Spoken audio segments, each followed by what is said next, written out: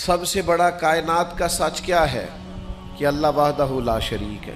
یہ کائنات کی سب سے بڑی صداقت ہے، سب سے بڑی حقیقت ہے، سب سے بڑا کائنات کا یہ ضابطہ ہے کہ اس مخلوق کا خالق، مالک، رازق اللہ ہے۔ لیکن اللہ کہتا ہے ادعو الی سبیل ربک بالحکمہ، کسی کو اللہ کی طرف بھی بلاؤ نا تو حکمت کے ساتھ بلاؤ، اللہ کے رستے کی بھی دعوت دو تو دانائی کے ساتھ دو، لوگوں کو اللہ کی جانب بھی بلاؤ تو تم معاملہ فہم بن کے بلاؤ۔ اگر ہم دانائی چھوڑ دیں گے تو بعض اوقات بات ٹھیک بھی ہوگی تو وہ نتیجہ خیز ثابت نہیں ہوگی۔ وہ کسی نے کہا تھا بات اگرچہ بے سلیقہ ہو کلیم، پر بات کرنے کو سلیقہ چاہیے۔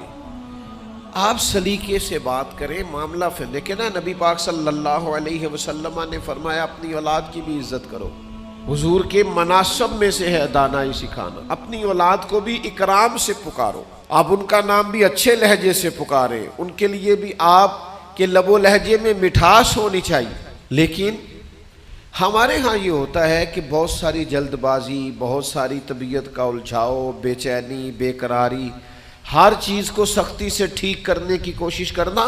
ہوتی ہیں بعض چیزیں بھی سختی سے ٹھیک، لیکن ساری چیزیں سختی سے ٹھیک نہیں ہوتی۔ آپ نہایت معاملہ فہمی کے ساتھ، نہایت تدبر کے ساتھ حضور لوگوں کو دین کی طرف بلاتے تو بڑے کمال انداز میں سرکار دعوت دیتے، اللہ کا پیغام دیتے تو اس میں اتنی مٹھاس ہوتی کہ دلوں میں بات گھر کر جاتی۔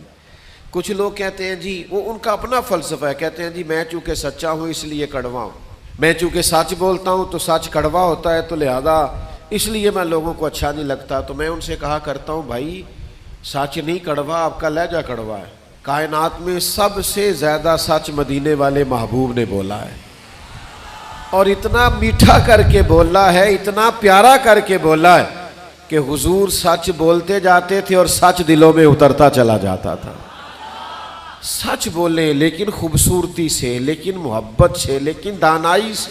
یعنی ایک صحابی آئے تو ان کے چہرے پہ بڑا جلال تھا اور ان کے لہجے میں بڑا غصہ تھا، اور وہ بڑے بے چین اور بڑے بے قرار تھے کہ یا رسول اللہ میں ان مشرکین کو چھوڑوں گا نہیں۔ حضور نے فرمایا کیا ہوا؟